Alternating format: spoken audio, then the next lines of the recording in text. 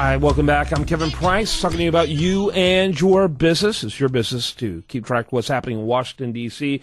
Love these interviews that Ted Cruz is doing, and here's an example of just that. The deal was a terrible deal. The Washington establishment sold the American people down the river. It provided no relief for the millions of people who are hurting because of Obamacare. But it is worth also focusing on what did happen, because a lot, I think, was accomplished in the last couple of months. Number one, the public debate over the harms that Obamacare is inflicting, it elevated the public debate, and that is critically important. People hated this shutdown, they hated this impasse, and this was seen as the Ted Cruz shutdown. You, more than any single individual, were seen as the one that triggered this crisis to begin with. John, I agree that a lot of D.C. politicians tried to call it that, and a lot of the media did too. But talking about public opinion nationally. Look, let me be very clear. I said throughout this, we shouldn't have a shutdown. I don't want a shutdown. I repeatedly voted to open the government. There never would have been a shutdown if you hadn't gone with the strategy of saying we're not even going to fund the government for 6 weeks and you know unless we can defund Obamacare. You know what, John? There never would have been a shutdown if Harry Reid and President Obama hadn't said we will not compromise, we will not negotiate, shut the government down. How much do your colleagues just despise you right now on the floor? I mean, I hear some really strong language from your own fellow Republican senators. I think it's obvious that we are now seeing the end of this agonizing odyssey. It's one of the more shameful chapters that I have seen. Listen, you made some enemies in this battle. There's an old saying that politics, it ain't beanbag. And I'm not serving in office because I desperately needed 99 new friends in the U.S. Senate. Given the choice between being reviled in Washington, D.C.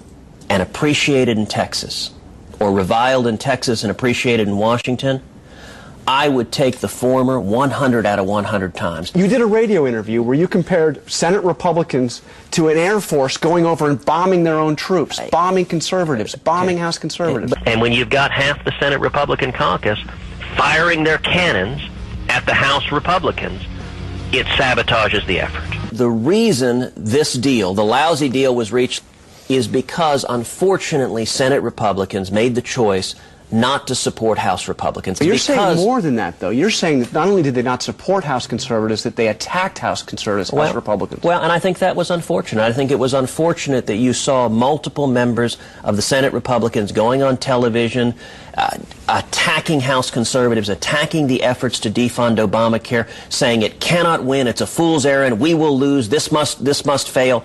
That is a recipe for losing the fight.